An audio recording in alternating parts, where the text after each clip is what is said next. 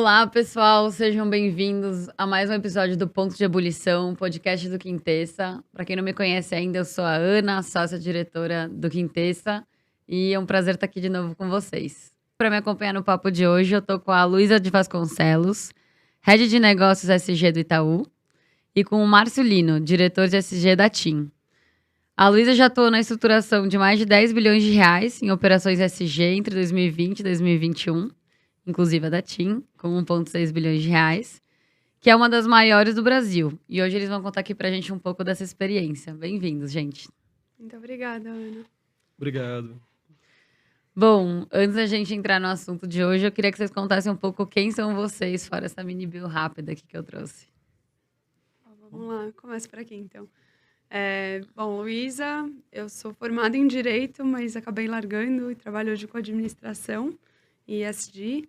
Gosto bastante de viajar e comer. Então, pessoal. Boa. Bom, Márcio, eu sou também formado em Direito, Engenharia, mas eu gosto muito de atividades manuais. Já fui músico, semi-profissional, já fiz gravações, já fiz shows, participei um pouco do show business por aí. Pintei, gosto de quadros, artes, fazer coisas ligadas às artes, cozinhar, adoro cozinhar com meus filhos, assim, sempre nos finais de semana. Então, tudo aquilo que tem a ver com algo de transformação e algo manual funciona muito bem. Muito bom, temos isso em comum. Sou das artes manuais também.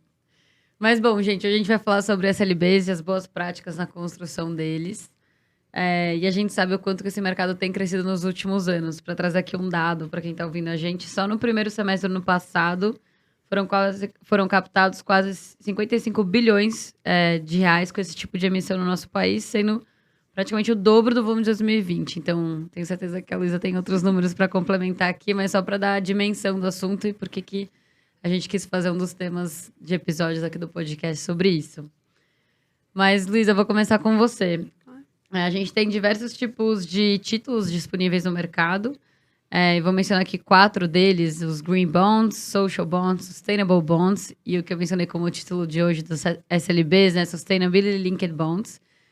E eu queria que você contasse um pouco para introduzir o assunto, né, a diferença entre os 4, o que eles têm em comum e diferem entre si. Não, perfeito. Vamos lá. A gente sempre brinca que os títulos ESG, eles são meros formatos, né? Que você tem um instrumento financeiro, que pode ser qualquer instrumento financeiro, e a gente vai achar esse formato, quase que num diagrama de Venn, né? Que acha intersecção. Então, tem esses 4 principais que você comentou. Os 3 primeiros, eles estão vinculados a um uso de recurso específico, e aí eles vão ter um benefício que seja considerado verde, social, ou ambos, que seria o sustentável, que combina componentes verdes e sociais. E tem também o vinculado a metas, que é o que a gente chama de Sustainability Linked, que é justamente o que a gente fez com a TIM, que ele, diferente do primeiro, não tem um uso de recurso definido. Por conta disso, as tesourarias costumam adorar esse tipo de instrumento, porque dá muito mais flexibilidade financeira. Mas, por outro lado, a companhia precisa ter um comprometimento com determinadas metas que vão permear toda a organização. E não vai ser só a área financeira, né, que a gente, de forma clássica, tem interação. A gente vai falar com a área operacional, sustentabilidade, novos negócios. Então, acaba sendo muito mais transversal. Por conta disso, as companhias que acabam fazendo esse instrumento já estão numa jornada ESG muito mais avançada. Então, tem um grau de maturidade maior. E eu acho que é justamente em relação a esse grau de maturidade que a gente tenta trabalhar quando faz a estruturação. Boa. Tem algum dos 4 que hoje você vê como mais comum aqui no Brasil? Eu diria que o vinculado a metas, que é o Sustainability Linked, ele ganhou mais relevância nos últimos tempos, justamente por dar mais flexibilidade financeira. Então, os CFOs costumam gostar. Mas eu diria que todos eles podem ocorrer. O verde, historicamente, tem mais, né? Porque eu acho que foi o primeiro, é o mais comum, ele é relativamente mais simples, porque você acaba só marcando o recurso. Mas eu diria que hoje a quebra talvez seja meio a meio, mas isso vai mudando também ao longo do tempo. Boa. Marta, eu vou pegar o viés do que a Lu mencionou agora na resposta dela, né, sobre o estágio. E eu queria que você contasse um pouco sobre o contexto da TIM quando vocês resolveram fazer a emissão. Então, vocês foram a primeira do mercado de telecomunicação a fazer esse tipo de dívida. E aí eu queria entender um pouco que estágio de maturidade vocês estavam, da onde veio a ideia de fazer a emissão, como vocês tiveram que se preparar para emitir esse título. Perfeito. A gente já estava numa jornada, que nós chamamos de jornada ESG há alguns anos, né? Criamos a área de ESG dentro da TIM Brasil no ano 2018. Então, a gente vinha desde 2018 começando a trabalhar nesse conceito muito mais próximo de capitalismo de stakeholder, mais próximo de clientes, de fornecedores, de entender como é que a empresa deveria se posicionar no mercado. A nossa jornada, ela já vinha de um contexto de sustentabilidade. A gente costuma dizer que essa virada de 2018 foi para ir além da sustentabilidade, porque a gente já emitia relatório de sustentabilidade, a gente já estava há 13 anos na época dentro da carteira do ISO, hoje estamos há 14, Pacto Global desde 2008, ou seja, a gente tinha uma história para contar, bacana para poder contar. Quando foi 2019, ou seja, um ano após a gente criar a área e mudar dessa virada, resolvemos levar isso para dentro do negócio. Ou seja, a gente chama assim de um ESG inserido dentro do contexto do negócio. Como é que a gente fez isso? Começamos fazendo um planejamento estratégico. Então, inserimos isso dentro do plano estratégico da empresa, com algumas metas, né? Dentro dessas metas, nós colocamos, por exemplo, 2 que foram utilizadas nessa operação, né, que são a meta de ecoeficiência, né, e a meta de cobertura 4G. Isso para a gente foi um divisor de águas. Por quê? Até esse momento, quando a gente falava em cobertura, era um diferencial competitivo, a parte de negócio dentro das empresas de telecomunicações. Então, quem tinha maior cobertura, por exemplo, aqui na cidade de São Paulo, onde nós estamos, né, tinha uma vantagem competitiva.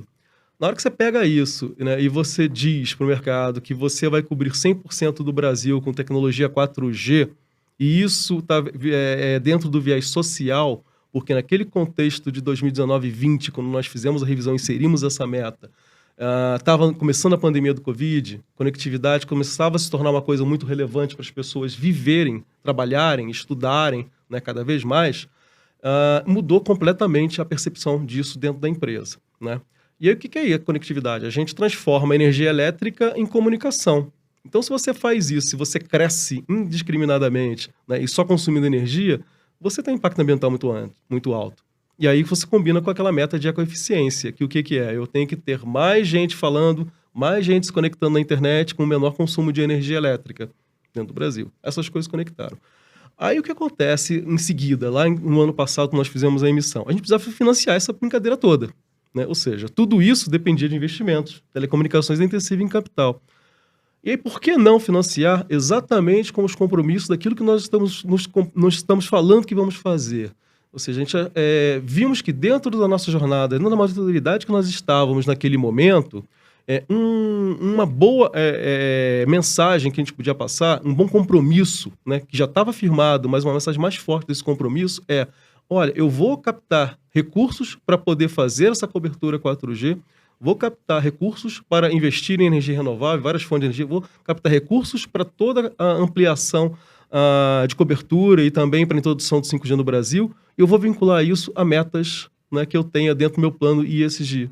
Uma meta ambiental e uma meta social. E aí esse ciclo se fecha, né? Ou seja, você está captando recursos para conseguir financiar um desenvolvimento sustentável e aquele desenvolvimento sustentável retroalimenta esses recursos dentro do negócio.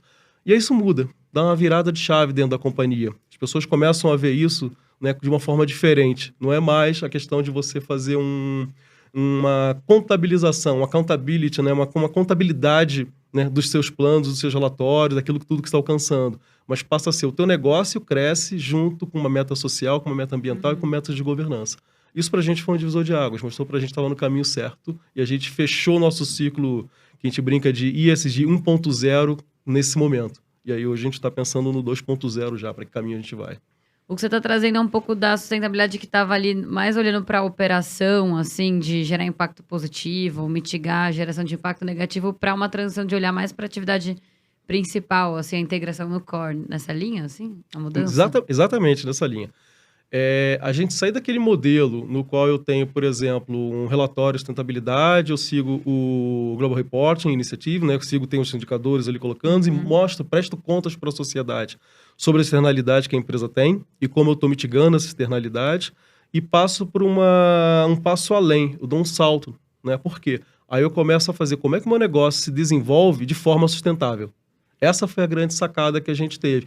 E aí surgem inovações. Por exemplo, para a gente, um exemplo clássico que a gente tem para essa cobertura 4G e para essa operação também que suportou, que nós desenvolvemos, foi criar um site autônomo. Porque na hora que a gente fala, nosso presidente vai para a televisão e vai falar assim, eu vou cobrir 100% do Brasil, está no meu plano estratégico, como é que você chega na região amazônica, onde não tem energia, não tem transmissão, não tem nada ali, às vezes em pequenas localidades, pequenos municípios? A engenharia pegou isso como desafio e desenvolveu um site que a gente chama de Sky Covers, né, de cobertura do céu. Porque ele se conecta via satélite, você não tem um impacto ambiental de você tentar chegar com uma linha de transmissão na Amazônia. Ele tem uma área bem reduzida, para reduzir muito a questão realmente de impacto ambiental e de desflorestamento, né? E ele funciona com painel solar, porque não tem energia onde eles estão instalados, né? E aí ele desenvolve, e aí ele começa a desenvolver aquela região. Você chegou com a conexão ali, você começa a desenvolver aquela região. Uma solução como essa só surge num conceito de você integrar os conceitos de ESG dentro do negócio. Não surge num outro cenário. No outro cenário, as soluções tradicionais iam surgir. Eu queria aparecer para essa solução. Eu queria mergulhar um pouco nesse processo de vocês juntos, né? Missão do título, que é um dos maiores que a gente já teve aqui no Brasil, né? Esse valor de 1,6 bilhão. E aí vocês contarem dos dois lados, assim, né? Acho que Márcio poder mergulhar um pouco mais do como foi esse processo do lado da emissão. A partir do momento que vocês decidiram emitir, né? Como foi esse processo? E Luísa, do lado de quem estava apoiando, né? Como instituição financeira, também como foi. Eu acho que o Márcio pontuou é perfeito, né? Você normalmente tem uma estratégia de negócio, você vai ter uma estratégia de sustentabilidade, essas duas coisas em algum momento vão ter uma intersecção. E justamente quando tem essa intersecção que surgem os compromissos, que vão permear toda a organização. E o que eu acho que foi muito interessante no processo da TIM, que quando a gente começou a trabalhar com eles, já tinham 15 metas públicas. E aí a gente teve um problema bom, que era selecionar daqueles qual que a gente queria colocar dentro do instrumento financeiro, né? E dentro do framework, que foi o documento que a gente preparou. Então, assim, eu diria que, de forma clássica, o nosso time, ele é um time de soluções ESG dentro do banco, né? Então, a gente não está necessariamente atrelado a nenhum produto. Então, a gente prepara todo o arcabouço, que é esse framework, que é esse documento, né? Que funciona como um guarda-chuva. A gente delimita ali toda a narrativa de quem é a companhia, qual a estratégia da companhia, por que ela está emitindo esse framework, por que ela quer atrelar a estratégia de captação como estratégia de sustentabilidade. Explica tudo isso e coloca ali as metas. E no caso deles foi muito fácil, porque eles já tinham toda uma estratégia, eles já tinham todos os reportes, era tudo estado da arte. Então a gente pegou ali das 15 metas que tinham 3 que fizeram sentido colocar dentro da operação, e dessas 3, 2 foram usadas para o instrumento financeiro. Justamente nesse conceito de que o framework ele pode ser mais amplo do que uma captação específica. Ela é uma nova forma de olhar para captações, que pode ser tanto a captação via mercado de capitais, que foi o que eles fizeram, quanto uma captação bilateral, com eventualmente uma agência de fomento ou banco multilateral. Então, dava um contexto bem mais genérico. E aí, quando o nosso time é engajado, a gente entra para fazer a comunicação com todos os times, não só dentro do banco, mas também do lado do cliente. Então, a gente fala com a área de sustentabilidade, novos negócios, financeiro, eventualmente operacional, para ver como aquilo vai ser executado, explicar. Então, é um processo que, assim, ele vai e volta várias vezes. Eu diria que no caso de vocês, a gente ficou uns 2 meses, né? Talvez discutindo, porque tem muita questão de aprovação interna que eu vou até deixar o Márcio comentar. E aí, uma vez pronto, a gente engaja aquele terceiro, que é o que dá o parecer, né? A gente chama de SPO, que é Second Party Opinion Provider. Então, essa empresa, ela vai olhar, identificar se de fato o que a gente colocou como estrutura está aderente às melhores práticas de mercado. Para isso, a gente usa a ICMA, que é a International Capital Markets Association. Eles têm uma lista de princípios, né? De títulos vinculados à meta. E aí, com esse parecer em mãos, com o framework público, é toda uma documentação que fica pública ao longo do processo, aí a gente sai, de fato, para o mercado, lança um instrumento financeiro, sai para roadshow e começa a explicar toda a narrativa. Boa. No caso da TIM, a captação foi... De quem veio o recurso em si, né? Quem que comprou os títulos? Investidores institucionais. Institucionais, na maior parte. Brasileiros ou internacionais? Isso, 100% Brasil. Legal. Bom, complementar um pouco, o que o Luísa já explicou muito bem, né? A gente tinha o conteúdo na prática, tá? A gente sabia que tinha um conteúdo, um bom conteúdo para poder utilizar no suporte da operação. Mas a gente não sabia como formatar, de que forma a gente ia apresentar isso, né, de uma forma geral. Então, isso foi fundamental dentro da parceria que nós fizemos, de entender como se monta esse framework, como se faz essa realmente... Você tinha boas metas, né? Nós sabíamos como certificar processos, nós já tínhamos alguns outros certificados, seja 14.000, 9.000 e várias outras assegurações externas em si. Transparência já era uma coisa do nosso DNA, né, normal. Então, a gente precisava aprender como a gente faz isso do ponto de vista de levar para uma captação financeira. Isso a gente não sabia como fazer. Então, foi uns 2 meses de aprendizado, de tentativa, de estudar um pouco desse M&A, né, de ver quem seria um parceiro para fazer essa asseguração, né, e dar esse parecer independente. Isso foi muito importante. Escolher uma boa empresa, né, que tivesse know-how sobre essas normas, que não tinha as normas no Brasil, as normas vêm de fora. né? Então a gente tinha que ter alguém que já tivesse uma certa experiência nisso, mesmo fora do Brasil, tivesse alguma representação. Com isso, a gente conseguiu entender o que a gente precisava fazer, né? O que nós precisávamos apresentar para o mercado, o que era esse tal de framework que nós tínhamos que tornar público, o que era essa tal de asseguração de segunda parte, né? Que a gente precisava também poder fazer, e qual era a importância que isso tinha no negócio, e seguimos para os nossos processos internos de aprovação, antes de efetivamente colocar a mão na massa. Na TIM, nós temos um comitê ligado ao Conselho de Administração, chamado Comitê ESG, né? Ele é formado pelo próprio presidente do board e mais 4 conselheiros. Tá? E eles discutem todas as matérias. Então, são conselheiros tudo isso externos? são conselheiros independentes e não. Tá? Temos um mix de conselheiros. Então, dentro desse mix, todas as questões como essa são levadas. Né? Então, a gente aprovou o framework, as metas, como nós íamos fazer. Né? Dentro do próprio board foi aprovada a operação. Né? E aí nós seguimos em frente para poder fazer a emissão. Essa foi o caminho que nós fizemos. Então foi um caminho que a gente levou, acho que 3 ou 4 meses, né, até concluir tudo de uma forma geral. Acho que foi um tempo muito curto, porque a gente já tinha muito conteúdo, como eu falei. Né? A gente precisava era saber como fazer aquele conteúdo se tornar uma operação financeira. E aí a gente conseguiu aprender isso em pouco tempo. Não, eu achei que era muito mais longo. Tô bem surpresa com os 4 meses. Mas é que a lição de casa estava feita. Exato. Que normalmente exato. é o que demora mais. Porque, assim, esse conteúdo que ele disse que parece mais fácil, assim, normalmente são vários anos, né? Porque para você fazer uma operação dessa, você precisa ter um relatório público, seguindo os melhores estándares de RI, CDP. Você precisa ter histórico daquelas metas que você está usando, até para você conseguir definir qual que é a sua linha de base, auditar essa linha de base. Só que isso tudo já estava feito, porque eles já tinham. Então, normalmente, a parte que demora mais, que é chegar nessa construção, tudo público, super definido, já estava feito. Então, tornou nossa vida, eu diria que mais simples. Mas a gente já teve caso de cliente do banco que demora 1 ano para colocar uma operação dessa de pé, né? Então, eu acho que aqui teve um pouco do que eles já tinham feito de lição de casa e já estava no DNA da companhia, ajudar a parte da estruturação. Porque a empresa de parecer, eles demoram no mínimo 1 mês entre serem engajados e dar o parecer. E a gente só engaja depois que está tudo pronto. Então, você acaba somando no cronograma, né? A vantagem, eu acho que é que a gente consegue fazer tudo no paralelo. Então, por ser essa questão de uma área de soluções e não de produto, a gente sempre trabalhava junto com a área de produto. E aí a gente consegue levar os 2 cronogramas em paralelo. Mas, assim, as áreas internas deles ficam loucas, porque normalmente tem muita gente que está olhando os 2 lados, né? Então, acho que esse também foi o segredo para a gente conseguir colocar de pé tão rápido. Legal. E eu acho que um outro elemento que está por trás da história da rapidez é o engajamento desses atores e o alinhamento entre eles. Então, eu queria te pedir para contar um pouco mais. A gente já conversou nos outros episódios do desafio que outras lideranças vivem de engajar a nível, né, de lideranças mesmo, de C-level ou conselho. Quem precisa estar no barco para conseguir ir adiante. Então, seria muito legal se você pudesse contar um pouco como foi esse movimento, assim, começou dentro da área de sustentabilidade, a área financeira já estava engajada, né, a nível desse comitê já estava todo mundo dentro do barco, teve alguém que precisou ser convencido, até para entender um pouco caminhos aí, talvez para quem esteja ouvindo, né, que são barreiras necessárias a não serem transpostas. Olha, foi um mix de tudo, porque como eu falei, nós começamos essa jornada em 2018, mas já vindo com mais de 10 anos de uma jornada de sustentabilidade. Então, a gente já tinha indicadores, já tinha KPIs sendo bem acompanhados, já tinha relatórios sendo publicados, a gente já tinha muita coisa, tá? E aí a gente mudou o foco a partir de 2018.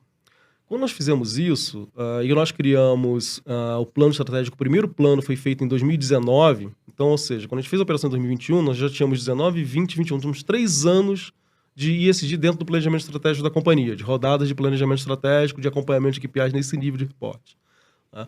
Em 2020, nós criamos o Comitê ESG, né? Ou seja, ligado ao board. E junto com ele, a gente tem uma estrutura de steering committee. Não vou usar a palavra em inglês, mas eu não lembro como traduzir isso exatamente, né? Ou seja, tem um comitê dos executivos de primeiro nível, né? Dos diretores estatutários da companhia, que também acompanham. Então, por exemplo, dentro da minha estrutura, eu tenho a responsabilidade de engajar cerca de 350 pessoas na organização, em torno de 40, 50 áreas diferentes, dentro de todos os processos que nós fazemos em ESG. Isso tudo é acompanhado, primeiro, nesse grupo de diretores executivos. Então, o CFO está lá. Então, o CFO já está vendo isso, já estava vendo isso há 2, 3 anos e vendo essas questões né? E já familiarizado. O presidente está lá, o presidente puxando as coisas. Depois o conselho, a cada 3 meses, também via essas informações. A gente já tinha esses debates no conselho de administração. Então é diferente de você chegar, vamos lá, chegar e falar, como eu comentei, assim, de ecoeficiência para um conselho de administração pela primeira vez, né? Quando você chega para um conselheiro que está vendo isso a cada 3 meses durante os 4 últimos anos. E já acompanha, já está questionando, já entendeu, já questiona o caminho que você está levando, já dá ideias de como a gente vai poder fazer. E aí foi bem interessante que quando a gente estava discutindo essas metas, né, e quais das 15 iam entrar dentro do frame, a gente ia fazer mesmo depois dentro do framework, quem deu a ideia da meta social foi o CFO. Quem deu a ideia assim, falou assim, nós temos que ter, foi a primeira coisa que a gente estava discutindo, temos que ter uma meta social. Né? E aí escolhemos a cobertura 4G. Então, assim, é o que eu falei, a mentalidade muda completamente. Então, nós tivemos, não é sorte, não existe sorte. A gente se preparou e trabalhou muito duro por quase 20 anos, né? Para poder chegar onde nós chegamos.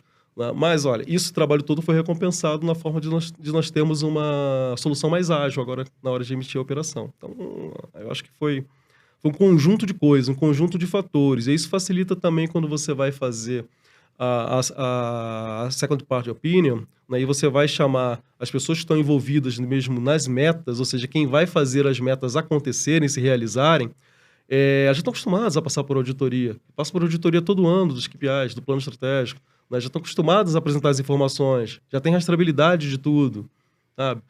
As coisas passam a ser muito naturais. Então, quando você tem uma empresa fazendo um processo de auditoria de securação dentro da TIM Brasil, é um trabalho que não é um trabalho assim de busca de informação, é um trabalho muito mais de asseguração das informações que estão dando. A gente já tem todo esse trabalho prévio. A gente desenvolveu um sistema interno para essa parte de coleta, rastreabilidade de indicadores e aprovações, né, há 3 anos atrás. Então, tudo está dentro de sistemas informatizados, tudo é validado, a pessoa aprova, tudo tem rastreabilidade do que está acontecendo. Né? Quando o auditor vai verificar isso, ele já pega tudo praticamente pega um extrato bancário de tudo que aconteceu sobre aquele tema, né? E isso pode ser de mulheres em liderança, pode ser de cobertura, pode ser de eficiência, pode ser de neutralidade, pode ser de qualquer coisa. Tudo isso está dentro do sistema. Então isso ajuda muito. E as pessoas já sabem, né? Já sabem como fazer também, como responder. Então isso tudo acho que ajudou a gente a chegar num caminho muito mais rápido, né, para essa emissão. Hoje, as áreas já procuram, né, a nossa área de ESG pedindo, por exemplo, certificações. Já tem pedidos de certificações diversas, né? Que a gente tem dentro da área de energia, dentro das áreas de operações e engenharias, dentro das áreas de compliance, pedindo para elas poderem entrar com um processo dentro de governança, ou de social, ou de ambiental, para a gente poder desenvolver, trazendo ideias, né? Fazendo acompanhamento, mostrando para a gente, olha aqui como é que eu revi esse controle, resolvi. Você não precisa, mais como a gente fazia antigamente como área de sustentabilidade, convencer que aquilo é importante. Acho que essa é uma grande virada que a gente deu. Né? Esse convencimento já passou, já foi feito. Então, hoje, as áreas vêm para a gente apresentar como elas fazem, como elas pensam em fazer aquela meta ser alcançada, quais são as novas iniciativas, qual é a visão de futuro que vêm debater com a gente, como consultores, como advisors internos, para dizer, olha, esse caminho é legal, esse caminho não é legal. Pô, vamos para esse caminho, já pensou nisso? E é muito que eu faço. A minha área hoje tem um olhar muito para fora. Né? A gente tem uma estrutura, metade da minha área olha para o mundo inteiro, olha para as melhores práticas mundiais, olha para o que está acontecendo no mundo, né? E traz isso para dentro de casa. Traz essas práticas e incorpora dentro das nossas operações. Isso faz com que a gente tenha várias recomendações e vários reconhecimentos, como ter entrado no yearbook da Stanley Poor's, ser o número 1 em tecnologia no Refinitiv, a primeira empresa do Brasil. Assim, a gente tem N reconhecimentos nacionais e internacionais, né, fruto dessa análise de benchmark. Mas também, quando foi lá em 2018, nós tomamos a decisão na jornada que benchmark era uma vertical importante para a gente poder começar a analisar e começar a conhecer. Não foi de agora. Então, aquilo que a gente descobriu que tinha que fazer em 2018, a gente levou 2, às vezes 3 anos para poder concluir aquela jornada. Né? Então, onde a gente está hoje é um caminho de 3, 4 anos. Uhum. O que é legal, eu acho que se puderem só me complementar aqui, é que todo mundo fala muito do E e do S, né? E a gente fala pouco do G. Só que nem o Márcio estava falando, o G é o requisito para você, de fato, poder fazer acontecer esse tipo de transação, né? Sem governança, assim, dificilmente você vai conseguir executar depois. Você pode até colocar um instrumento financeiro de pé, vai sair, mas depois a chance de você, de fato, conseguir cumprir com aquela meta e executar o plano fica muito mais difícil. Eu acho que o que a gente tem visto, de fato, nas companhias que se engajam com o banco e perseguem esse tipo de estrutura, É um engajamento muito grande interno, que decorre de existir uma estrutura de governança adequada que dê todo o suporte para isso avançar. Então, acho que isso é super relevante. Muito A gente legal. brinca lá na área que o G é requisito. Então, você tem que ter o G, aí o resto a gente trabalha para desenhar certinho. Muito legal. E eu queria mergulhar um pouco nesse elemento que é quando você traz da motivação das áreas, né? Então, elas já muito mais demandando certificações ou trazendo planos do que ser algo que a área SG tem que provocar nelas, né? E aí, minha curiosidade no que você estava contando é, para que elas pedem a certificação? Qual a motivação por trás? E o que, na sua leitura, o que foi o argumento ou essa virada de chave que fez com que elas vissem o benefício de se engajar na agenda? Olha, principalmente, as áreas de operação e de negócio querem mostrar e querem ser reconhecidas como tendo fazendo um bom trabalho para a companhia. Isso é fundamental, né? Então, quando a gente faz uma análise, por exemplo, um exemplo aqui do que nós fazemos todo ano, tá? Nós tivemos o resultado da Team Brasil no Dow Jones e no Easy, por exemplo, são 2 índices que nós estamos. O Easy nós estamos na carteira há 14 anos, o Dow Jones nós estamos buscando entrar na carteira dos mercados emergentes, e a gente faz uma análise de todos os gaps que nós temos. Isso a gente compartilha e faz reuniões de brainstorming com todas as áreas que estão envolvidas naqueles gaps, com essas ações. Escolhemos aquilo que a gente vai atacar, escolhemos aquilo que a gente não vai atacar, que a gente não quer fazer, efetivamente, e definimos alguns planos de trabalho que a gente vai colocar. E aí a turma começa a botar a mão na massa, literalmente. A galera começa, por exemplo, um exemplo, diversidade e inclusão. A gente, há 4 anos atrás, a gente não tinha uma área de diversidade e inclusão na empresa. Isso era um gap. Então, na hora que a gente discutiu isso, começou a ver que aí o Conselho de Administração achou que era importante, precisava ter, chamou o vice-presidente de RH, que também tinha essa visão, que estava vindo da Telecom Itália, e tinha essa visão, que foi criada a área de diversidade e inclusão, começou a se fazer um trabalho de grupos de afinidade, começou a fazer um trabalho de conscientização, né? Aí, consultando a gente, que benchmarks que vocês têm, a gente trazia os benchmarks mundiais, quais são as melhores práticas, eles procuravam também, levaram a eles serem o reconhecimento de ser a empresa de tecnologia número 1 do Brasil e a 10ª melhor do mundo, considerando qualquer negócio. Qualquer tipo de negócio, a Team Brasil é a número 10 mundialmente em termos de diversidade e inclusão, né? Então, a área sente um orgulho. Isso gera uma retroalimentação, né? Fala assim, caramba, eu sou 10, daqui a pouco eles vão crescer, eu quero ser a 9, eu quero ser a 8. O que falta? Né? Aí vem essas perguntas, o que falta? O que eu posso fazer? Né? E a gente vai atrás, a gente, como uma área que é uma área sponsor, que governa todo esse processo, né? E como dá o suporte para todas as áreas, a gente vai atrás das informações que faltam, vai atrás de benchmark, quem é a empresa referência naquele tema que a gente quer colocar, estuda, né? Conversa, liga aqui para empresas no Brasil, para empresas fora do Brasil, troca experiências, né? E aí a gente vai incorporando isso no negócio, vai trazendo no negócio. Na hora que você faz isso, depois de 1, 2 anos, é o ciclo contrário que funciona. Eu não vou mais levando essas informações. A gente já é demandado das informações. Então, a gente já começa com as áreas que querem melhorar. E aí, todos querem poder demonstrar que o seu processo é um bom processo, né? Que fazem um trabalho de casa muito bem feito. Isso é bem legal. Vem reconhecimento nisso. Isso dá um engajamento profissional para os colaboradores, dá uma motivação. Exato. E acho que conecta com o ponto anterior, né? Porque as pessoas se sentem motivadas a fazer melhor porque elas sabem que aquilo vai ser valorizado. Se aquilo vai ser valorizado, significa que está no olhar também da liderança, né? Então, acho que conecta também com o que você trouxe antes. E aí, Lu, queria voltar para você. Você mencionou antes do G como um pré-requisito, né? Uhum. E eu queria mergulhar um pouco nesse viés, assim. Eu sei que alguns executivas, né? Quando tem contato com o assunto, pensam assim, será que eu deveria pensar em emitir um título, né? Que são os pré-requisitos? Ou qual que é esse passo a passo? Então, queria que você contasse um pouco mais, né? Precisa já ter a meta ou não? E vocês... Também, se puder contar um pouco como vocês apoiam, né?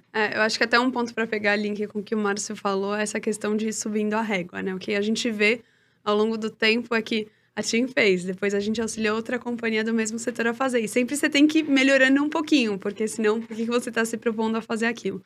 E isso tem sido interessante, né? Eu diria que o G é o requisito, porque, como ele pontuou, você precisa ter Get the board on board. Eu acho que foi até um relatório que saiu da Bem que eles falavam isso, que é super relevante. Tenha os altos executivos comprados, porque isso vai ter que ser direcionador de negócio.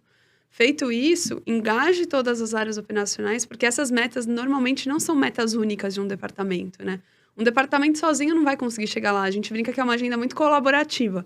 Então, você tem que partir da premissa de que você vai precisar de ajuda e tem que estar todo mundo engajado para fazer acontecer. Mas, assim, via de regra, que a gente brinca de requisito, é a companhia ter essa maturidade mínima, né? Então, assim, coisas que a gente gosta de ver para esse tipo de operação. Companhia que já tenha relatório publicado, com informação pública, compromissos que sejam de fato firmados, mas não só de forma genérica. Que você tenha um cronograma, uma data, um número específico, porque à medida que você vai tangibilizando, fica muito mais efetivo, de fato, aquilo que você está tentando fazer, né? E aí, assim, a recomendação do mercado é que você tenha um histórico de pelo menos 3 anos em relação a essas metas. Até para você ir conseguindo ver a evolução. Porque o que acontece? Quando você faz uma transação dessa, você vai olhar a meta que foi selecionada, ou as metas, como foi o caso da TIM, sobre a perspectiva de materialidade, relevância e ambição. Materialidade é o quanto aquele tema é relevante dentro do contexto da companhia, dentro daquele setor, daquele business, né? Então, ecoeficiência e consumo de energia faz sentido para o setor de telecomunicações? Óbvio. O quanto que ela, de fato, é relevante? Você está falando de uma meta que vai ter um impacto grande ou uma meta que facilmente ela consegue atingir? Então, você vai olhar a relevância. E, por fim, a ambição. E quando você está olhando a ambição, é muito importante você ter esse histórico. Porque se você vê que nos últimos 3 anos, por exemplo, você melhorou a ecoeficiência a um passo, vamos supor, 5% ao ano, e você está se propondo daqui para frente a melhorar 10% ao ano, você de fato está sendo muito ambicioso onde você quer chegar. Você está olhando sua performance, falando legal, mas eu quero melhorar o meu índice de eficiência. E é justamente isso que a gente tenta buscar quando a gente olha esse tipo de transação. Então, inclusive, no momento quando a gente está discutindo com a empresa que dá o parecer, a gente vai justamente fazer essa construção, né? De por que aquela seleção fez sentido no contexto de estratégia, por que aquelas metas específicas estão selecionadas daquela forma, com aqueles números, e por que isso tudo faz sentido dentro da narrativa da companhia.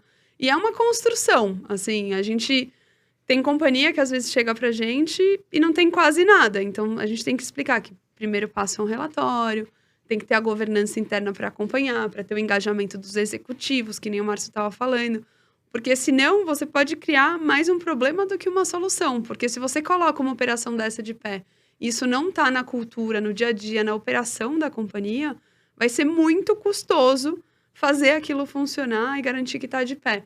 Então, acho que grande parte do desafio é esse. E acho que também, do lado do banco, a gente tem uma preocupação de que não seja só entreguei a operação, vou embora, né? A gente tem um comprometimento, inclusive já trabalhando com vocês, em justamente garantir essa execução bem-sucedida no pós-operação. Justamente para você fomentar que tudo haja uma certa convergência para o objetivo final, né? Então, acho que é esse processo que vai no passo a passo. Legal. Tem esses 3 elementos, né, que você mencionou, da materialidade, da relevância e da ambição. Tô curiosa para entender o quanto eles se relacionam com a questão do preço, né, e do valor da dívida. Porque já ouvi esse assunto, né, que a gente está falando hoje, num lugar que fala assim, puxa, vale muito a pena, porque é um recurso mais barato, né, mais paciente. Então, se a empresa já está nesse viés, você quase como não tem motivo para não emitir um título desse tipo, né? Sim. Então, eu queria que você contasse um pouco mais, assim. Bom. Ele é sempre mais barato mesmo do que outros tipos de dívida? Tem a ver essas 3 pilares com o preço em si que vai ser dado? Eu acho que esse é muito sobre a ótica do formato que a gente escolhe, de ter uma operação robusta. Aí a discussão financeira é um pouco à parte, né? O que acontece? Hoje a gente tem um mercado que depende de que funding você está tomando. Então, se a gente está, por exemplo, olhando o mercado externo de bonds, de fato, lá fora, e principalmente em 2021, tinha um desbalanceamento entre oferta e demanda. Então, a gente via vários fundos dedicados à dívida ESG buscando esse ativo. Então, com uma demanda maior, uma oferta relativamente estável, você tinha uma pressão por preço, porque mais gente entrava no processo de book building, que você constrói, né, o preço para poder fechar o pricing. E aí, isso acabava gerando um preço mais atrativo. Esses exemplos clássicos foram Suzano, que foi a primeira, e depois Klabin na sequência, com o que a gente chamou de greenium, né, que era aquele prêmio verde por estar fazendo uma operação vinculada a metas. E qual é o perfil desse investidor lá fora? Ele normalmente compra o papel e segura, porque eles têm um perfil mais longo prazista. Então, isso tende a ser muito vantajoso, principalmente quando você olha o mercado secundário de negociação, ele tende a ser mais estável. Agora, lá você tem um cenário que os provedores de capital estão demandando isso. Então, a Luísa, a Ana, o Márcio pedem e colocam dinheiro em fundo assim. No Brasil, o cenário é um pouco diferente. Primeiro, porque o nosso mercado de investidores institucionais é mais concentrado em menos casas, né? E segundo, porque a gente monitora lá no banco, mês a mês, o dinheiro que tem alocado nesses fundos. E para vocês terem uma ideia de tamanho, lá fora são alguns bilhões de dólares. Aqui a gente tem 3,2 bi em 6 fundos. Então, assim, é muito concentrado. Quando você olha critério de diversificação, você dificilmente vai ter uma demanda tal que vai justificar o seu preço de fato baixar tanto. Então, a gente ainda não vê esse benefício de taxa como lá fora. Agora, você tem outros benefícios. Tem toda a questão reputacional, tem toda uma questão de narrativa, posicionamento estratégico. E os investidores, aqui no Brasil, quando você chega e fala, você quer uma operação normal ou com critérios ESG? Eles tendem a sempre preferir, porque isso também é parte do processo de análise deles e cada vez mais. Então, assim, os investidores tendem a preferir, não sei se no Brasil chegou a um ponto de dar um benefício. E aí, toda vez que a gente faz uma captação, a gente tem aquela discussão, né? Qual que deveria ser o step-up ou aquele aumento de taxa que acontece? E isso é uma construção. Assim, o que a gente quer no final do dia é incentivar que a companhia persiga a meta e, na medida do possível, cumpra, né? O normal, o mais comum, é que você tenha uma operação, tenha a verificação mais ou menos no meio do período, então, se é uma operação de 10 anos ao final do 5º, e que você tenha um step-up de 25 bips, que foi o que foi estabelecido fora do Brasil, tá? Agora, isso não é uma regra, isso pode ser ajustado em função de quais são as metas, qual o cronograma que foi determinado, porque o financeiro se adequa à estratégia da companhia e às metas firmadas, e não o contrário. Então, a gente tem visto um movimento. Agora, quando você olha, por exemplo, para o mercado bancário bilateral, aí a gente tem mais flexibilidade como banco para negociar um benefício. Inclusive, a primeira operação que foi feita no mercado brasileiro, que a gente fez, ela era contrária, né? O incentivo era que a companhia cumprisse com a meta para baixar a taxa. E a gente testou esse conceito. Na época, eu lembro que não foi unânime no mercado, que todo mundo gostou, porque, inclusive, houveram críticas.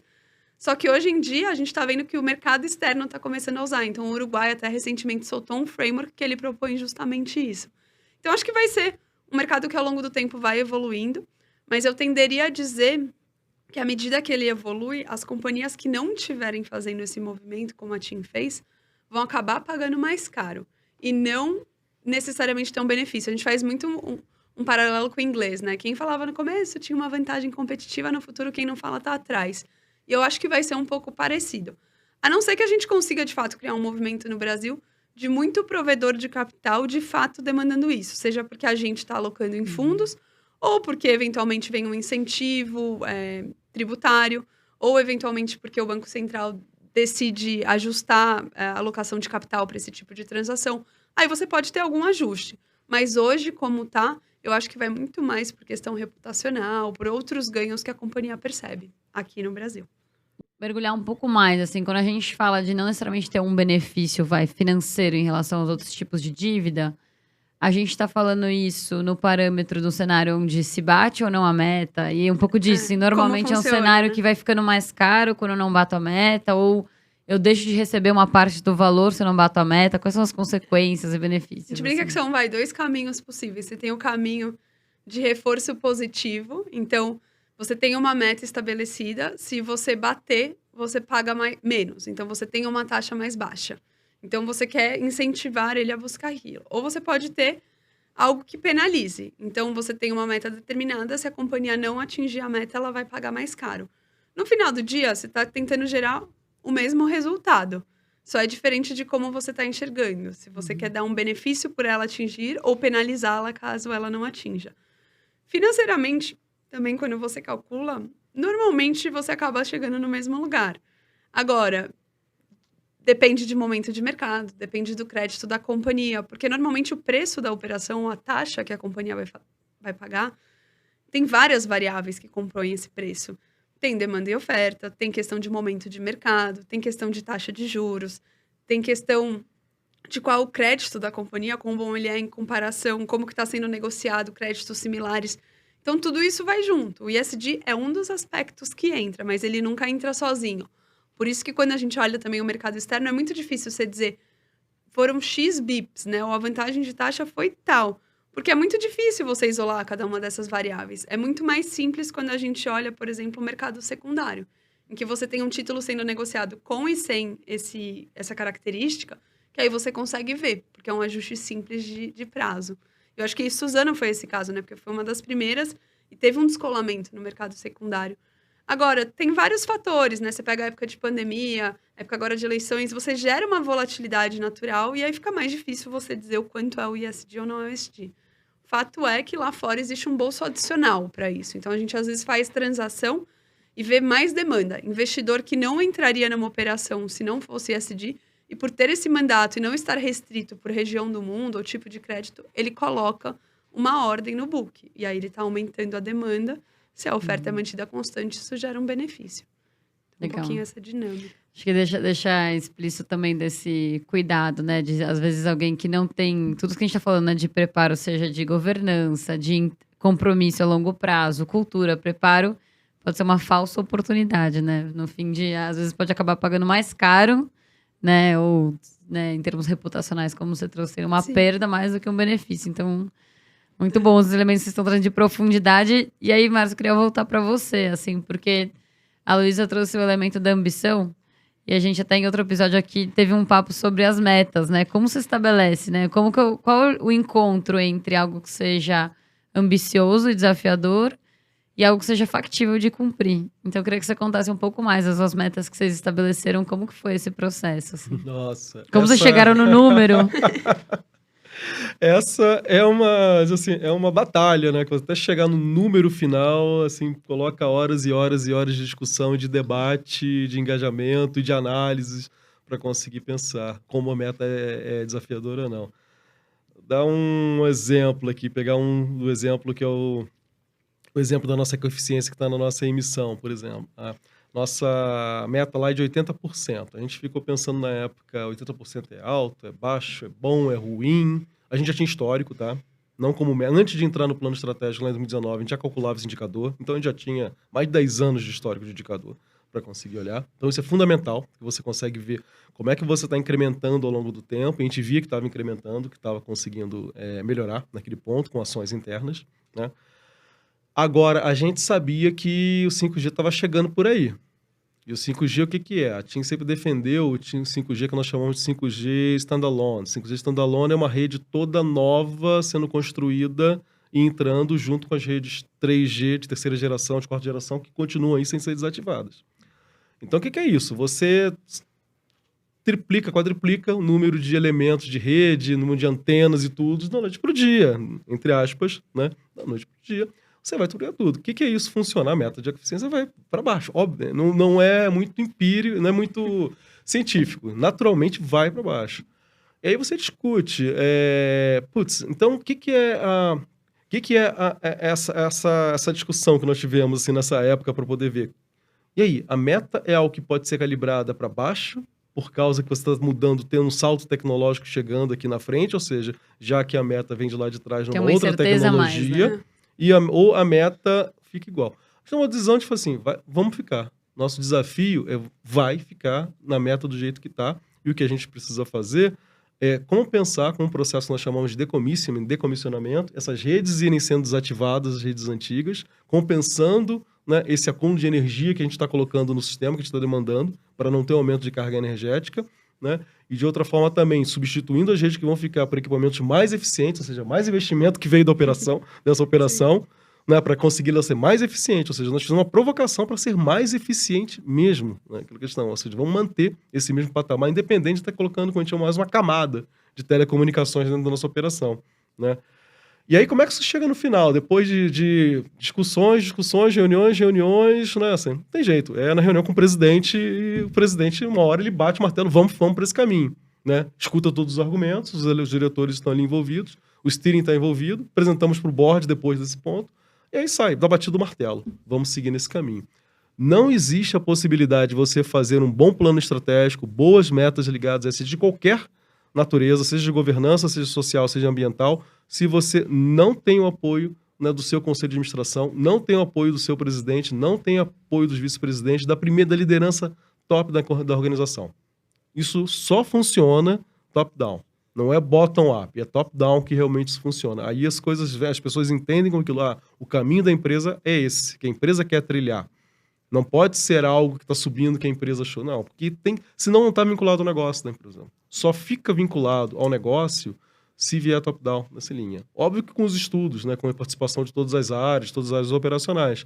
mas precisa ser discutido, precisa ser aprovado no primeiro nível. E é ali que se toma os riscos, é ali que se tomam as decisões, é ali que se faz a meta ficar desafiadora, né? Porque é ali que se chega, não, precisa ser, né? A gente tira as zonas de conforto que vem de baixo, né? A gente vai tirando essas zoninhas de conforto, vai chegando com um pouco de maestria e orquestração para a coisa conseguir chegar aí no nível que nós chegamos hoje em dia.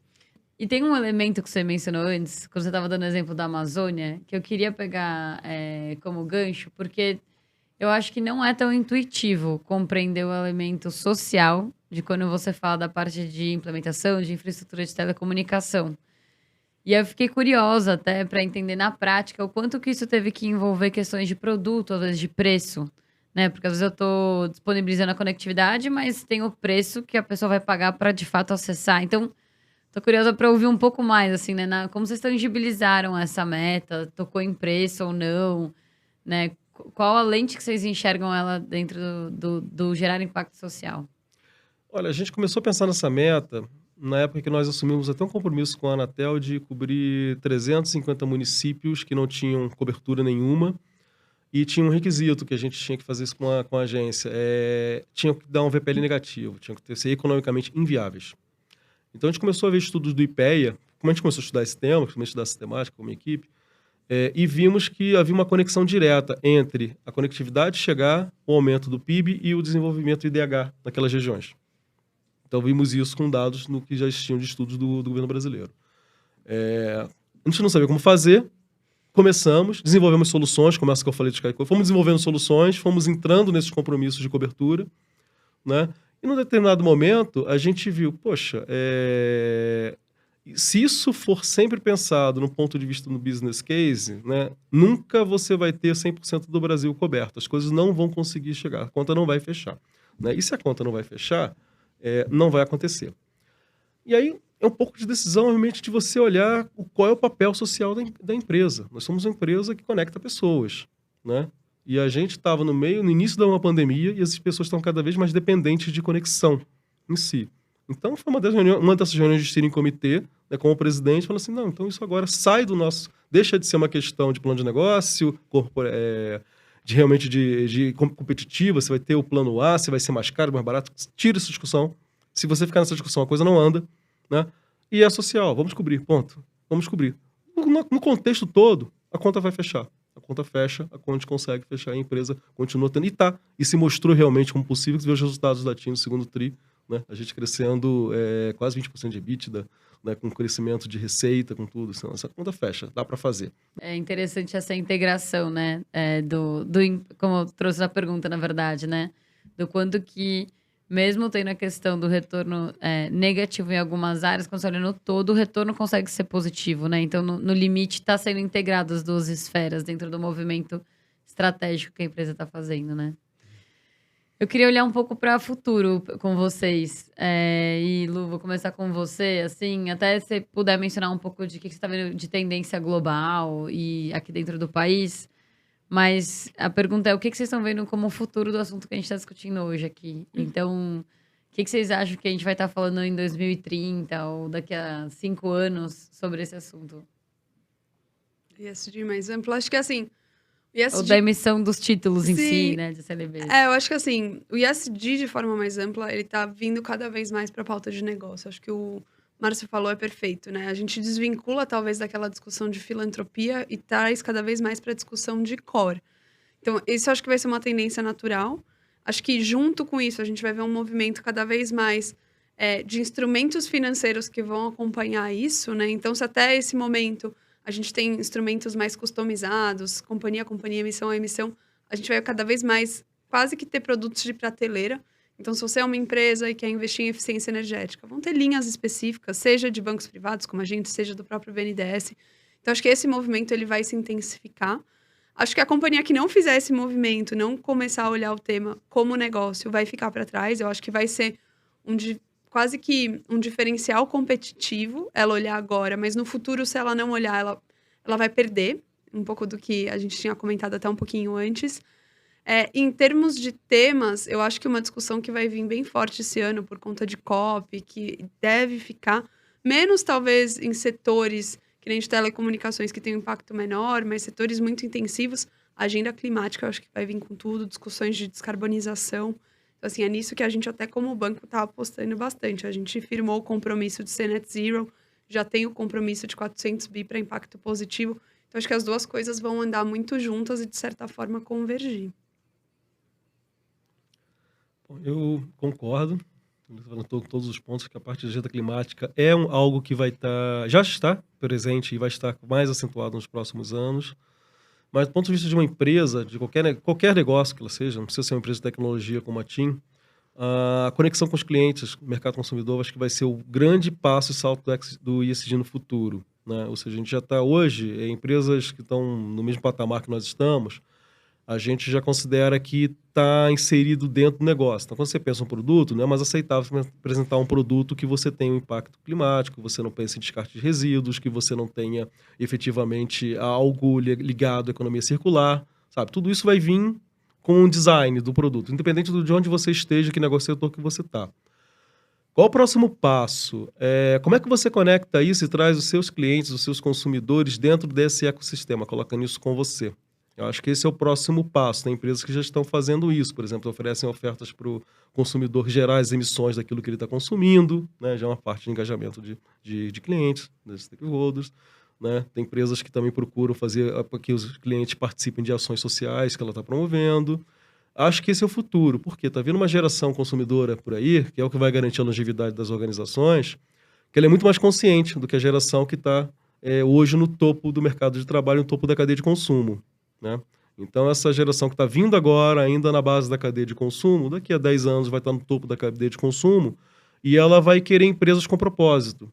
E aí vamos estar discutindo. Quem não tiver discutido o propósito da sua empresa agora, nesse momento, pode estar discutindo como a empresa vai precisar sobreviver daqui a 10 anos, e não efetivamente, né, alavancar aonde ela vai querer estar. Então, acho que esse é um cenário que eu vejo de minha futurologia aí para os próximos anos. Muito bom. E acho que vocês tocam em pontos aqui que a gente tem dialogado muito aqui no dia a dia de Quintessa, que é também essa nossa mudança de olhar, né? De enxergar que as grandes empresas também podem ser, né? E deveriam ser esse veículo de transformação. Acho que é essa visão mesmo, né? Do como a gente vai além do estou vendendo um produto e muito mais do como que a empresa ela passa a ser esse instrumento que destrava e agrega muito mais valor para os consumidores, né? Muito boa essa visão de vocês. E aí vamos encerrar já, vou fazer a última pergunta, que é, com certeza, nesses últimos anos, né, a trajetória de vocês tiveram diversos aprendizados, e eu queria que vocês deixassem uma mensagem final para quem está ouvindo a gente, seja profissionais de sustentabilidade, ou pode até ser mercado financeiro, pensando no dia de hoje, mas qual recado vocês gostariam de deixar, que vocês gostariam de ter ouvido 10 anos atrás? Olha, eu vou começar então. Eu acho que o recado que eu queria deixar é que você tenha muita resiliência. Quando você está numa função que, dentro de uma organização, que não é necessariamente aquela ligada à operação do core da empresa, ou que ela não é ligada à geração de receita, diretamente alocada à geração de receita, você precisa ter muita resiliência para fazer a transformação interna dentro de uma organização, né?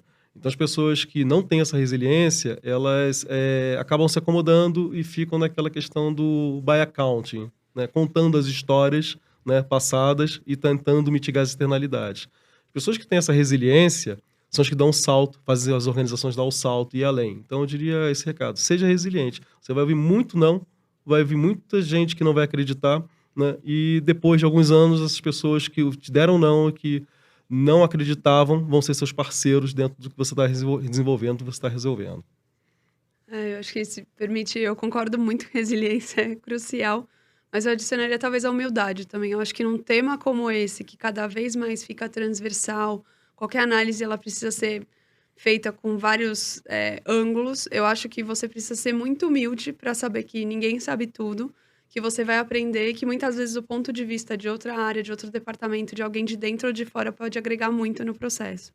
Então, eu acho que isso vai mudar um pouco a ótica como os negócios são feitos, como a cultura dentro das companhias, dos bancos, vai fazer. Porque antes a gente tinha muito uma lógica de produto, né, de pedaços. E eu acho que cada vez mais a gente entra numa lógica de solução. E a solução é algo que você faz junto, é uma agenda colaborativa. E para você poder, de fato, agregar nessa agenda colaborativa, você precisa ser muito humilde. Porque uma pessoa isolada nunca vai saber tudo, ou uma organização. Então, acho que quem for com esse mindset de fazer, errar, aprender, ajustar, eu acho que vai ter bastante sucesso. Muito bom. Ótimas dicas. Gente, queria agradecer a vocês pelo papo de hoje. Acho que vocês trouxeram bastante conhecimento técnico e detalhes ali da vivência que tem muito valor. Acho que a gente conseguiu fazer um papo muito gostoso dentro de um tema mais técnico ali, duro. Então, obrigada por compartilharem e obrigada por estarem aqui com a gente. Foi um prazer. Obrigada a você, Ana Quintessa e Márcia também. O roteiro dos episódios foi feito pela Mariana Vale, pela Paula Caione, com a minha contribuição, e a edição e a gravação foi feita pela Wen Produtora.